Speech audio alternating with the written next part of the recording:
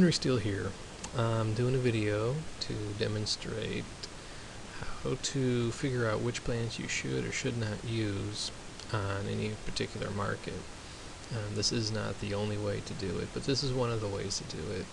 And I'm using the Euro-US dollar cross pair in the Forex market as an example to do it, since I was actually asked which planet should be used or watched for the Euro-US dollar. And instead of just flat out answering that, I'm going to give you a method to use to be able to figure that kind of stuff out for yourself. Let's go ahead and look right here. This is the Euro-US dollar. This is actually the daily chart here, but it's 30 years of information here. And in actuality, the Euro-US dollar in its current form started on January 1st, 1999, and all this stuff that was before it, all this price data you see before it, is actually from the ECU. So technically it's not actually the Euro-US dollar in its current form. Like I said, it started January 1st, or right about this area right here. So what we're going to do is bring up Astrolog, and I have it set to New York. That'll work fine for what we need. And I have it, let's see, the house system, I have it set to null.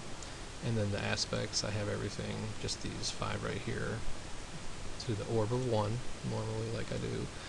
The restrictions, as you can see, I just have Jupiter and the Sun for right now, because those are the planets I'm going to use as an example.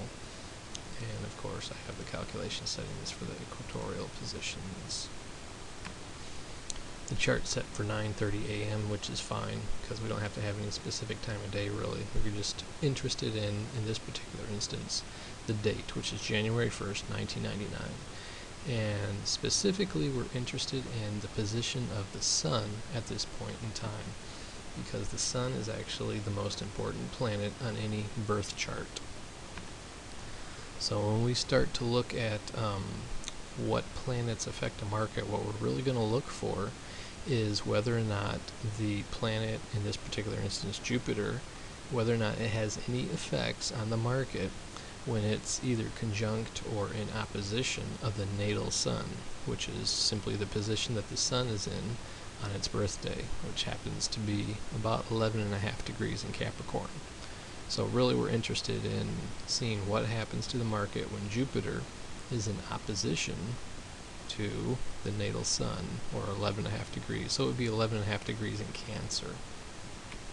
And then if we see any evidence of the Jupiter affecting the market, then we can go from there. If we don't see any evidence of it, then we can either forget it or we can try a different planet or whatever. But we'll go ahead and go and move Jupiter to a position of 11.5 degrees Cancer. Let's see. Oops. Okay, right there. That's close enough. So we see here Jupiter was in opposition to the natal Sun of the Euro-US dollar on September 5th, 2001. So if we look at the chart here, we see that September 5th, 2001 actually lands right around here. And we see that the market became the euro as we know it right here, and then continually moved down. It started at $1.18. And then it continually moved down to a low of about 82 cents right here, and fluctuated between 82 and like 95 cents or so, back and forth, this whole big bottom right here. So that kind of brings up something that's a little bit interesting. And that is that when Jupiter was in opposition of the natal Sun, we had a big low right here, or around about that period of time.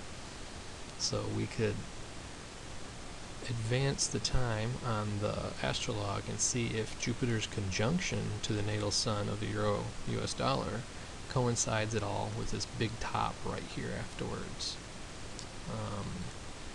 Let's go ahead and advance Jupiter to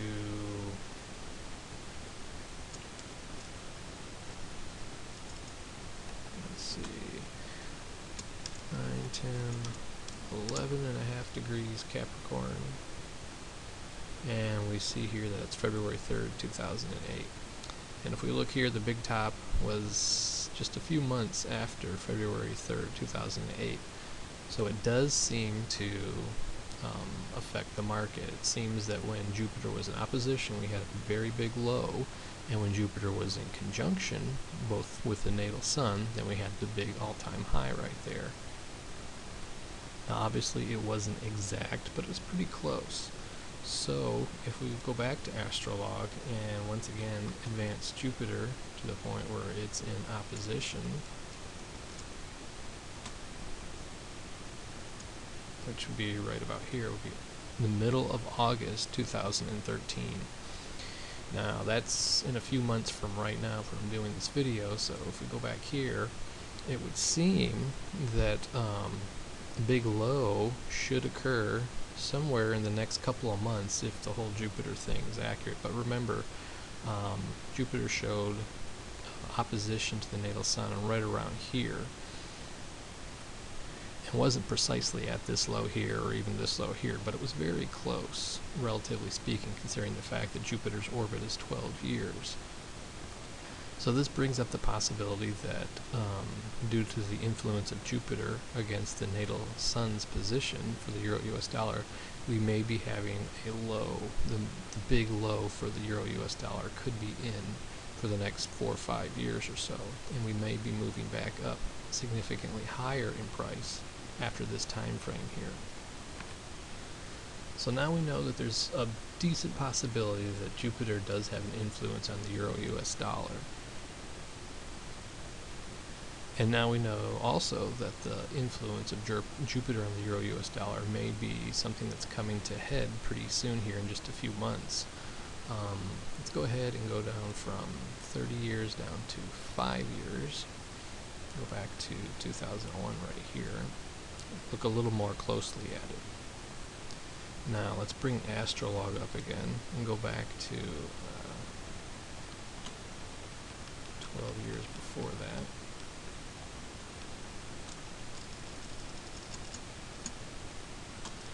When Jupiter was in opposition to the natal sun. We see that Jupiter was actually physically in opposition to the position of the natal sun on September 4th, 2001. But that is, let's see, September, it's right here, in this dip right down there. So now what we need to do is, a lot of times when you have longer term planets, Jupiter, Saturn, Uranus, Neptune, everything, the generalization of the market will be a low or a high or a pause or something like that when the slow planet is in the proximity of the opposition or the conjunction, and you'll actually have a faster moving planet that actually times the actual high or the low. That's one of the things that are usually referred to as the wheels within the wheels. And if we'll pay attention to the sun here, if we go back in time here to the sun, when the sun is in opposition to where the sun was at the creation of the euro, we see that that falls on July 2nd, 2001, and that is almost exactly precisely on this low right here. The low's on July 5th, 2 trading days after, or 3 trading days after the actual opposition of the sun to the natal sun.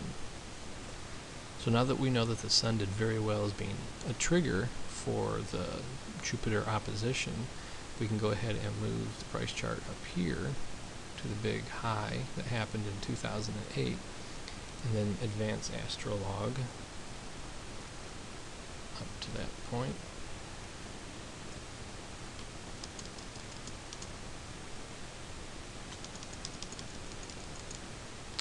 And we see that Jupiter was in conjunction to the natal sun on approximately February 4th, 2008, which is, let's see, right here. So it's not exactly at the high. It's nowhere near the high price-wise. Time-wise, it's pretty close to when the high was happening.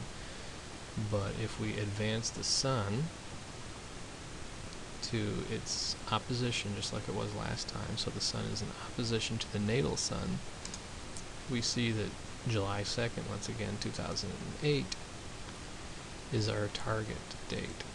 Very close let's see, June and July. So it's very close to the final top right there. It's not perfect, but it's very, very close. If we look, we actually had the final top a couple of weeks after that, but then the market traded down significantly after that, very quickly in fact. But then the overall trend of the market after that was basically down.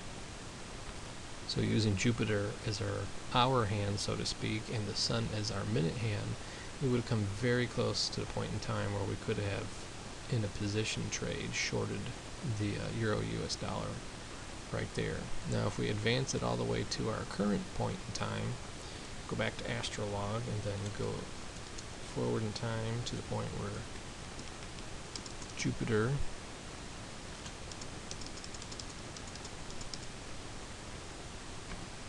is, there we go, that's roughly accurate.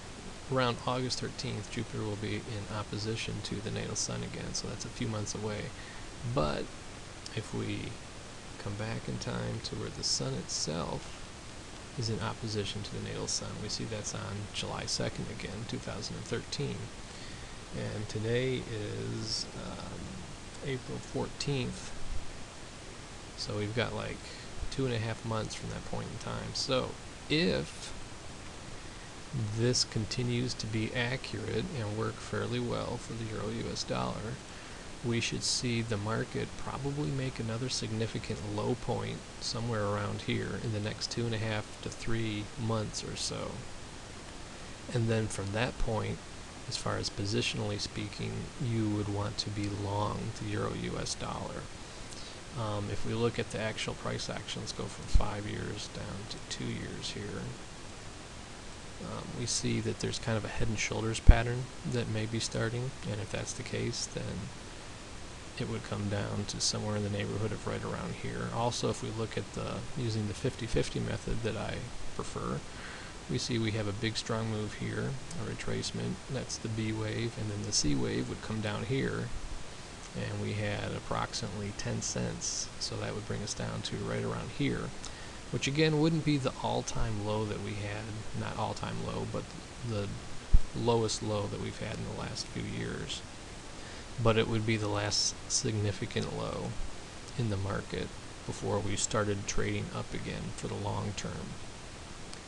So just based upon what we learned in this video, we could guesstimate that most likely we'll have the market, the Euro-US dollar, will move down probably for the next 2.5 to 3 months, probably to a price somewhere in the neighborhood of $1.20 to $1.22, 23, something like that would be most likely. And then from there, we're just going to move up quite strongly. If we look here, we saw that the market moved pretty strongly after we had our final low. And then from up here, once we had our final top, the market moved very strongly down. So it looks like that after the final top or bottom comes in, then it will be a relatively strong move after that. And of course, we're talking here over periods of weeks and months and even years. So it's not exactly tradable on a daily basis or an hourly basis, but the method that I just went through can be used for any planet, and you can start to build evidences toward suggesting that a planet may be useful for a market or may not be useful for a market. And I'll probably do at least one more video showing another example of this method with some faster planets. And I'm not sure when I'll be able to get to that, but I'll put it on the list of things to do. So that'll be it for this video. I hope you got something out of there, and I hope you're willing to actually work for the information, because it can come in very handy. And I will talk to you in the next video.